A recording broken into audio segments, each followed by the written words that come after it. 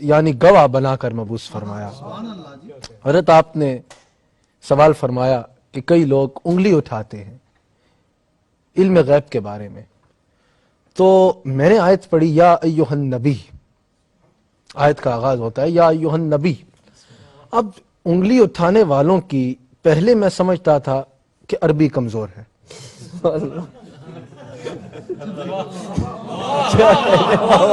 کیونکہ حضرت میں نے ان کی ایک دفعہ تفسیر پڑھی تو یا کا ترجمہ ہے، ایھا کا ترجمہ بھی کیا ہوا ہے، نبی کا ترجمہ لکھا ہوا خالی نبی۔ میں نے کہا شاید ان کی عربی کمزور ہے، جی کمزور ہے۔ لیکن پھر میں نے کہا کہ اگر عربی کمزور ہوتی تو پورے قرآن کا ترجمہ کیسے کرتے؟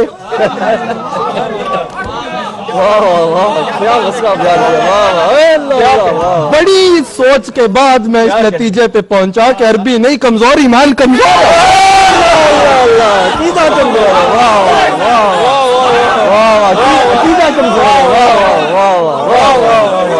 مجھے واللہ میں کوئی خوش آمدی کرنے والا آدمی نہیں ہوں، الحمدللہ حق کی بات کرتا ہوں اور دشمنوں کے گھر میں جا کے کرتا ہوں کسی کی، لیکن واللہ عارف صاحب دیکھ رہے ہیں، آپ لوگ بیٹھے ہیں، امہ ٹی وی سے میری محبت کی ایک ہی وجہ ہے کہ حضور کی ناموس کے معاملے میں یہ ایک ننگی تلوار کی بات، کوئی مصلحت کا شکار نہیں ہوتے الحمدللہ۔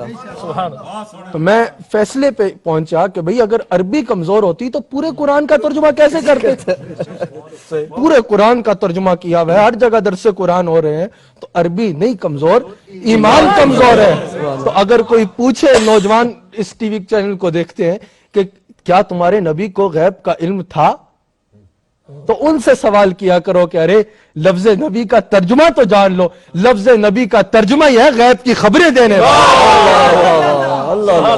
اچھا اب ظاہر ہے میں بیان کر رہا ہوں، آپ تسلیم کریں گے، مسلک حق کے تمام احباب تسلیم کریں گے، تمام ایمان والے تسلیم کریں گے، لیکن کچھ لوگ ہوتے ہیں جن کو اپنے قائدین کی بات سمجھ میں آتی ہے، تو ان کو سمجھانے کے لیے ایک دفعہ ابو جہل رسول اللہ کی خدمت میں حاضر ہوتا ہے۔ میرے جملوں پہ حاضرین بھی اور ناظرین بھی توجہ رکھیے، میں کسی پہ اختلاف نہیں کر رہا۔ اگر کوئی سمجھتا ہے کہ میں کسی ایک واحد طبقے پہ اختلاف کر رہا ہوں تو ہمارا کام اختلاف کرنا نہیں ہے، اور ہمارے پاس اتنا وقت بھی نہیں ہے کہ کسی پہ اختلاف کریں، اور ہمارے جملے اتنے فالتو بھی نہیں ہیں کہ ہم کسی کی نظر کریں۔ ہم اپنے آقا کی بات کر رہے ہیں، ہم اپنے آقا کی شان بیان کر رہے ہیں، اور ہمارے آقا غیب کی خبریں دینے والے ہیں، اور یہ ہمارا فرض بنتا ہے کہ اگر کوئی نادان اگر ہمارے آقا کے علم پہ اختلاف کرتا ہے تو جس طرح کوئی بیٹا اپنے باپ کے بارے میں کچھ نہیں سن سکتا، اسی طرح امتی اپنے نبی کے بارے میں نہیں سن سکتا۔ یہ ہمارے ایمان کی غیرت گوارا نہیں کرتی کہ ارے ہم زندہ اور ہمارے مالک کے علم پہ کوئی اختلاف کرے۔ خیر، ایک دفعہ ابو جہل رسول اللہ کے پاس گیا، کس طرح؟ مٹھی میں کنکریاں رکھتا ہے اور چھپا لیتا ہے، یعنی کنکریوں کو غیب بنا لیتا ہے۔ اب ابو جہل جا رہا ہے نبوت آزمانے، ایمان والا نہیں تھا ابو جہل، بڑا بے ایمان تھا۔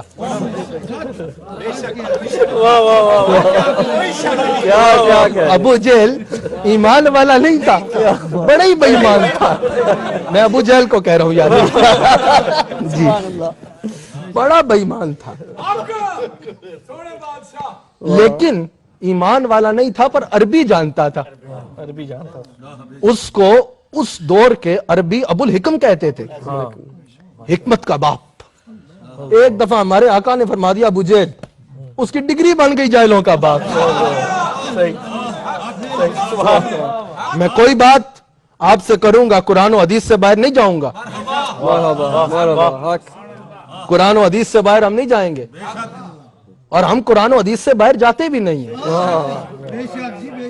کیونکہ ہم قرآن مانتے ہیں حدیث والے کے لیے۔ اس پہ بھی گفتگو ہو سکتی ہے، گھنٹوں ہو سکتی ہے، اور میں آگے چل کے کروں گا انشاءاللہ۔ یہ نہیں کہ صرف ہو سکتی ہے اور پروگرام ختم ہو جائے، میں آگے چل کے گفتگو کروں گا اس پہ۔ تو ابو جہل مٹھی میں کنکری رکھتا ہے، اور میں کہہ رہا تھا اس کو ابو الحکم کہا جاتا تھا کیونکہ اس کو زبان پہ پورا عبور تھا۔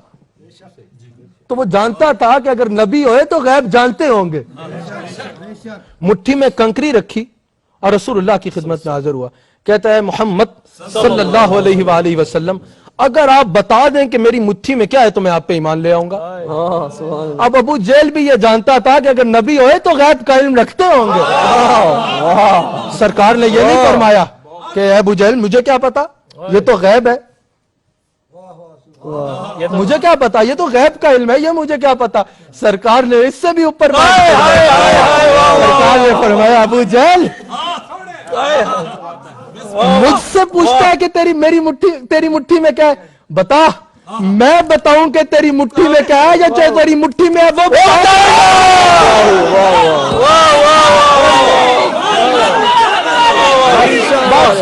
بات سنیے گا. سرکار نے فرمایا میں تجھے بتاؤں کہ تیری مٹھی میں کیا ہے یا میری توجہ سے جو تیری مٹھی میں. اس نے کہا اگر یہ ہو جائے تو کیا ہی کہنا, اگر یہ ہو جائے تو کیا ہی کہنا. اب سرکار نے دعویٰ فرما لیا کہ ہاں تیری مٹھی میں کچھ ہے. ابو جہل یہ بھی تو کہہ سکتا تھا, کبھی خالی مٹھی لا کے کہتا بھئی کہ بتائیں میری مٹھی میں کیا ہے, تو سرکار فرماتے بھئی تیری مٹھی میں کچھ نہیں ہے, جھوٹ بولتا ہے. یہ توجہ, یہ علمی نکتہ ہے. اگر آپ توجہ رکھیں گے تو جس طرح اب یہ میرے ہاتھ میں تسبیح ہے, اس کو میں بند کر کے پوچھوں آپ سے کیا ہے تو کچھ ہوگا تو بتائیں گے نا, یا کچھ ہوگا تو دعویٰ ہوگا کہ یہ بولے. اگر خالی مٹھی لے آتا ابو جہل تو سرکار یہ بھی کر سکتا تھا, خالی مٹھی لے آتا, سرکار فرماتے جھوٹ بول رہے تیرے ہاتھ میں کچھ بھی نہیں ہے. اب سرکار نے دعویٰ فرما لیا کہ تیری مٹھی میں کچھ ہے,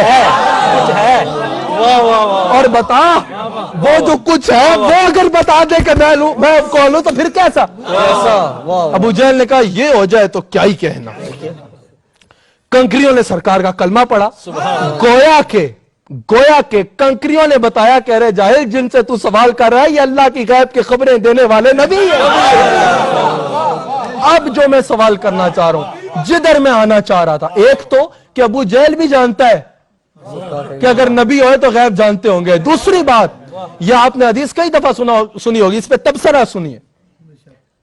اب مٹھی میں کنکریاں تھی, لوگ کہتے ہیں سرکار کو علم غیب نہیں تھا, کنکریوں نے سرکار کا کلمہ پڑھا. کنکریوں کو کیا پتا تھا کہ باہر کون ہے.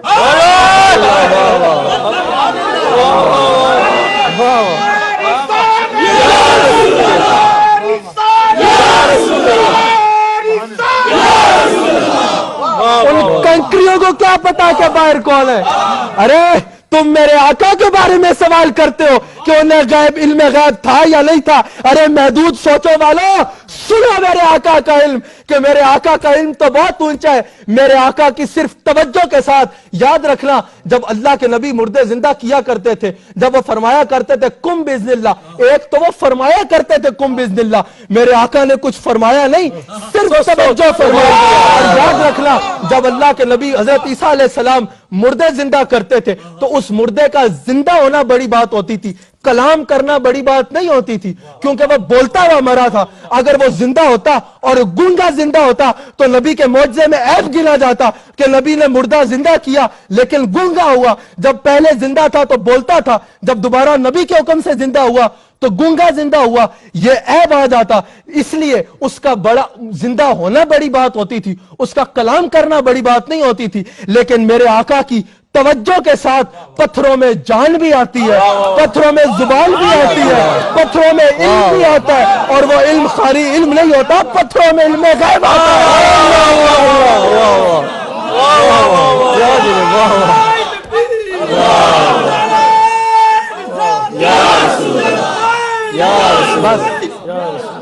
سمجھے نکتہ کہ لوگ رسول اللہ کا علم تو بہت اونچا ہے. اب وہ پتھر کنکری میں بند تھے, ان کو کیا پتا کہ باہر کون ہے. میرے آقا کی توجہ سے ان میں پہلے جان آئی, پھر میرے آقا کی توجہ سے ان میں زبان آئی, پھر میرے آقا کی توجہ سے ان میں علم آیا, پھر میرے آقا کی توجہ نے اس علم کو علم غیب بنایا, اور پھر اس علم غیب سے پتھروں نے کہا کہ رے اس مٹھی کے باہر ابو جہل جو تیرے سے سوال جن سے تو سوال کر رہے وہ اللہ کی غیب کی خبریں دینے والے نبی. سبحان اللہ, واہ واہ, کیا کہنا, واہ سبحان اللہ.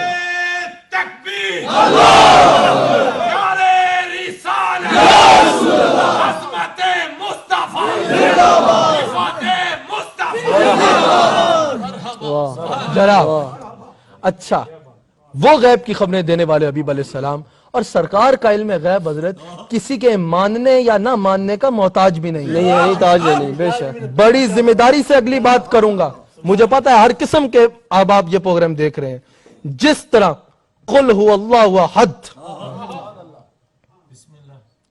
کسی کے ماننے یا نہ ماننے کا محتاج نہیں ہے، جب رب کریم فرماتا ہے قل هو اللہ احد تو قل کا مخاطب کون ہے؟ ہمارے آقا، رب کریم سرکار کو مخاطب فرما کے کہہ رہا ہے کہ اے میرے حبیب علیہ السلام آپ فرما دیجئے کہ میں ایک ہوں۔ سبحان اللہ۔ اب یہ دعویٰ، اب اگر دنیا میں کوئی یہ کہتا ہے کہ بھئی میں نہیں مانتا قل هو اللہ احد، اگر کوئی بندہ کہتا ہے میں نہیں مانتا تو ارے تیرے سے کلام بھی نہیں ہو رہا، کلام ہی ہو رہا۔ ارے اختلاف کرنے والے اوقات میں رہیو، اپنے اوقات میں رہے۔ تیرے سے کلام نہیں ہے، تیری اتنی اوقات نہیں ہے کہ رب تیرے سے کلام کرے، کلام حبیب سے ہو رہا ہے۔ اے میرے حبیب آپ فرما دینا کہ میں ایک ہوں، نہ ادھر اختلاف نہ ادھر اختلاف۔ سبحان اللہ۔ اب یا ایھا النبی انا ارسلناک شاہدا، اب اس پہ اگر آپ غور کریں، اب حضرت نے جب میرا تعارف کرایا کہ ان کا نام جو ہے وہ حسان نصیب الرحمان ہے، یہ حضرت قبلہ حضرت صاحب کے بیٹے ہیں، یہ جو ہے یہ پاکستان سے آئے ہیں، یہ اتنے عرصے سے پاکستان سے یہاں آ رہے ہیں، اس طرح آئے ہیں، اس طرح آئے ہیں، یہاں رکے ہوئے ہیں، اگر یہ سارا تعارف جو ہے یہ ناظرین کے بجائے مجھے کرانا شروع کر دیتے کہ حضرت آپ کا نام یہ ہے، آپ یہاں سے آئے ہیں، تو میں حضرت کو کہتا حضرت مجھے پتہ ہے میں کون ہوں، آپ ان کو بتائیں۔ اب یا ایھا النبی انا ارسلنا